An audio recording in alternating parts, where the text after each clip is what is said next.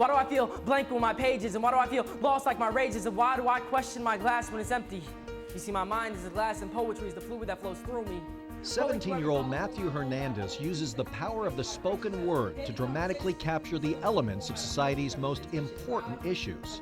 Two twin titans begin to tumble towards tragedy. So sad to see terror's terrible thoughts start becoming a reality. Single out entire races, judging only by what our eyes can see. Starting wars with smaller countries, sending good men to their fatalities. Matthew has created a poetry speaking group called Shattered Thoughts, pleasing audiences and his insatiable drive to put his emotions on paper. In order for me to write about something, I have to have an extremely strong feeling for it. Like, I write a lot about love, I have pieces about child abuse. You see, I step out of my shoes for a second. Take a look at a life that's been tormented, a child whose whole world seems demented, abused as a youngster growing up with his body seeming cemented. Matthew puts his other skills as an outgoing teenager to work at the beach's Boys and Girls Club.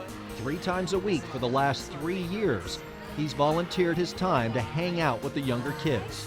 The youth really look up to Matthew, and he's such a dedicated young man. He's such a responsible young man, well-rounded, very tasteful.